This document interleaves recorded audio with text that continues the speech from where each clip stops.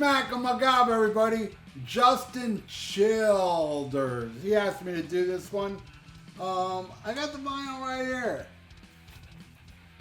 Deep Purple with House of Blue Light. Now, he wants me to put this against Rush, Hold Your Fire. And I swear to you, I bought that vinyl for $1.50 at like some...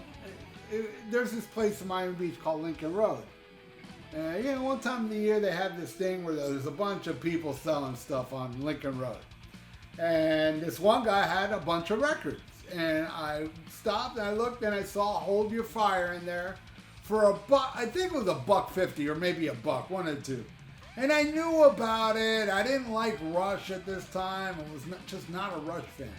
I remember I hung on for Grace Under Pressure. I like that album. Even though that album went full-blown keyboards, even more than singles, I still hung on. But Power Windows is what did it.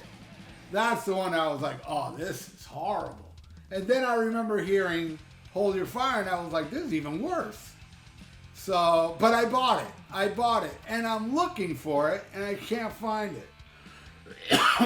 Excuse me. And I can't find it. Now, normally, there's a lot of things I can't find since I moved back to my house, especially CDs. I know I lost a bunch of CDs. But losing that Rush album, this is the first time that I'm looking for something, I can't find it, where I'm not mad. I'm like, okay, it's gone. It's not like I was ever going to play it. Well, I did play it today on YouTube, and holy crap, man. Man, I know there's a lot of Rush fans that held on, man, and that loved, Power Windows, loved Hold Your Fire, loved Presto, loved Roll the Bones, you all hung in, man. I didn't. That gap right there, I let go, and I came back on Counterparts. Test for Echoes, I like a lot, man. That one gets bashed a lot. I like that one a lot. Definitely over those albums. And Snakes and Arrows is okay, and Clockwork Orange is the best out of all the later stuff, in my opinion. They ended with a great album. I gotta give it to Rush on that. Now, House of Blue Light, I haven't listened to. I know it. It's seriously decades, not a decade.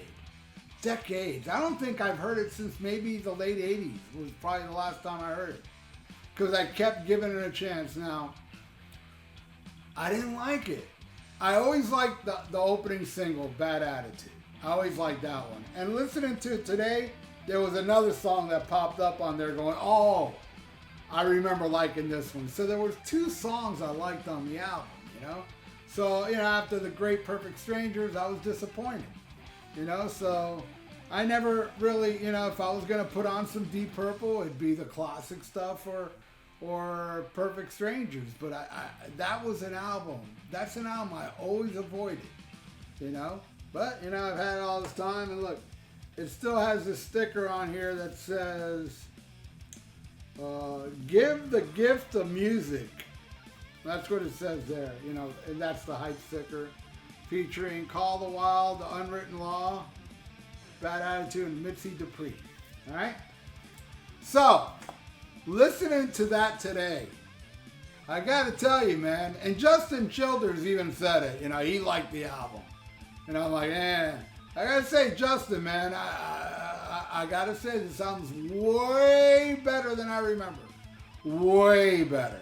And there's songs that didn't do nothing for me that I heard on here, and I'm like, man, this is a good tune. There's still a couple songs I'm about, but let's get this started, shall we? 4 minutes into this already. All right, we start with, like I said, I love Bad Attitude. Now, Force 10 comes on. I'm listening to Force 10, and I'm like, no, this ain't bad.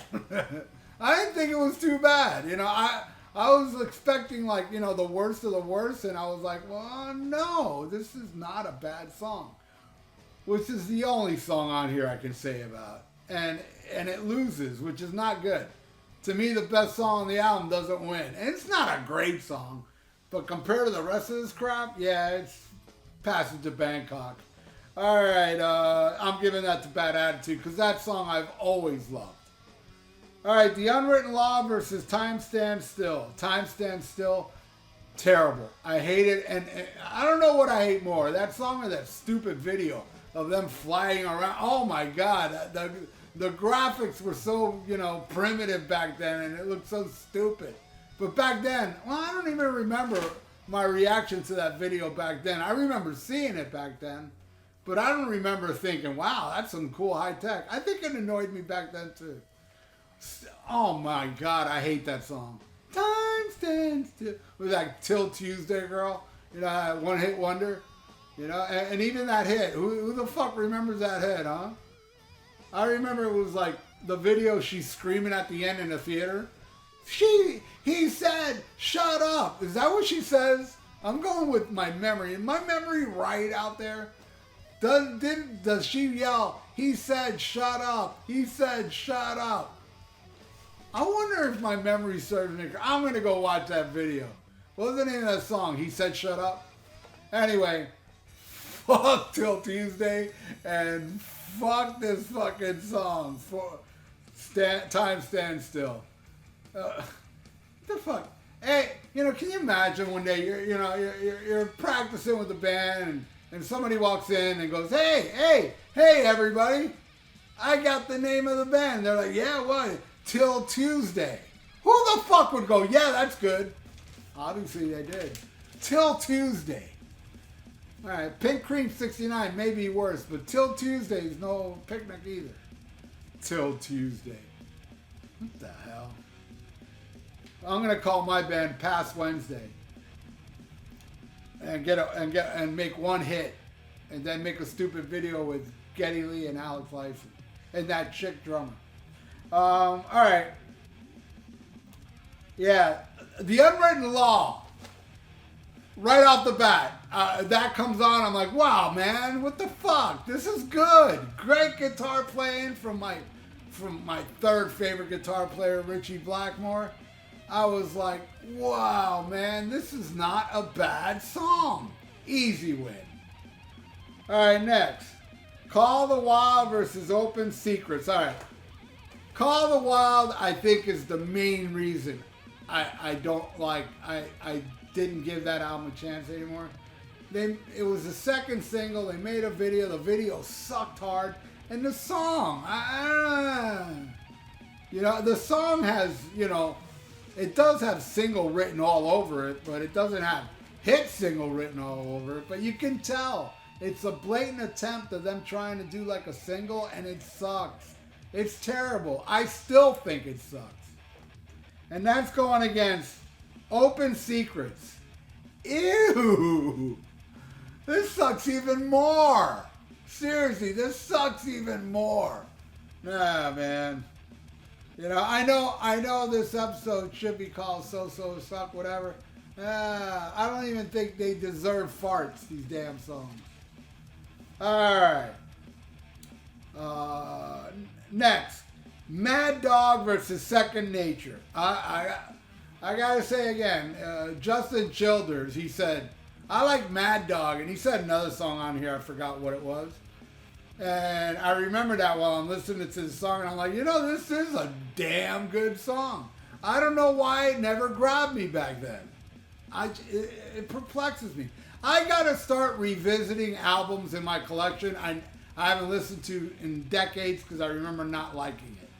I gotta do that again. Mad Dog kicks ass, but you know what doesn't kick ass? It actually sucks ass. Is Second Nature. Yeah, terrible. All right, let's pick a random album that definitely, I don't care how bad it is, what I pick right now randomly, it's better than Hold Your Fire. This is better than Hold Your Fire right here. Hey, yeah. Well, duh. This is actually a single. Fastway. Actually, my favorite Fastway song, We Become One. And what are the B-sides?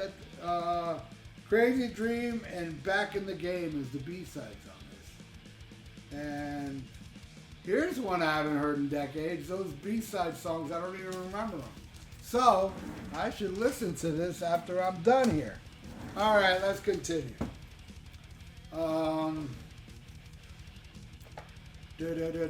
Black and White versus Prime Mover. Black and White, it's okay. Prime Mover, it's garbage. Easy one for Deep Purple. And Black and White's okay, and it's still with you. All right, next, Hard Loving Woman versus Lock and Key. All right, Hard Loving Woman, it rocks, but yet I find it kind of bland, you know. And yeah, there's a song they had on In Rock called Hard Loving Man that kicks ass. Is it? Or am I thinking of fucking Riot from Restless Breed? Whatever. All right, Arlo, yeah, Lock and Key. It's another lame ass keyboard laden song. It's terrible. Another one for Deep Purple. Will Rush get any points? Let's find out. All right, next, the Spanish Archer versus Mission. All right, the Spanish Archer, I gotta say, it kind of goes nowhere. Yeah. Where Mission, it goes straight into a pile of shit. It's terrible. Another one for Deep Purple. All right, next, Strange Ways versus Turn the Page. All right, Strange Ways is a kind of a cool song, kinda. Going against Turn the Page, it loses, but I will say Turn the Page, the one good thing I can say about it, some wicked bass playing from Geddy Lee, but it's a terrible song. I'm giving that to Strange Ways. All right, next, Mitzi Dupree versus Tai Shan. All right, Mitzi Dupree, it's okay. It's nothing spectacular, but it's not bad. Tai Shan loses, but let me tell you something about this song, Tai Shan. I saw interviews, or an interview, where Geddy and Alex, and they both said, what's the worst song you guys ever done? And they both said, Tai Shan. I'm listening to Tai Shan, I'm like, I don't see what's any worse than this song than all the others before it, except for Force 10. To me, it's like, it's the same shit. That's what I feel. Tai Shan, yeah, it sucks. It's terrible, but it's not worse. I don't think it's the worst song on the album. But it does suck. And it does deserve to lose against Mitzi Dupree. All right, now the last song. Dead or Alive versus High Water. All right, Dead or Alive was a song I've always liked off this album. And actually, I totally forgot about it, to tell you the truth. Because I remember when I first got that album, I liked Dead or Alive a lot. And then through the years, I forgot about it. And every time I think about House of Blue, like, well, you know, it's got bad reputation. I forgot about Dead or Alive is a smoking fast killer track. And it goes against High Water. It's a great song if you want to dance around like an imbecile. That would be a good song for that. But anyway, Justin, this here's the final blowout. Yeah, man. God damn, that Rush album is terrible. You know?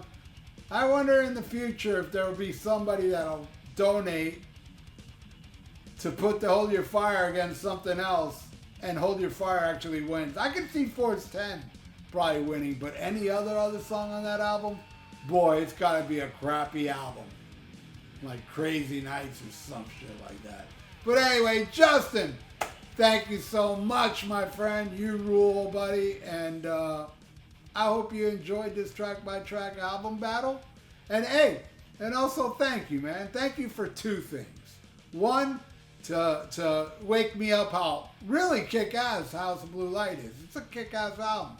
And two, correcting me on the correct way to pronounce your last name. And everybody out there, thank you so much. If you want to donate, I got a PayPal in the description below. And please subscribe to my channel if you haven't. And ring that little notification bell. And like the video. It's good for the YouTube algorithm. So, stay frosty. Listen to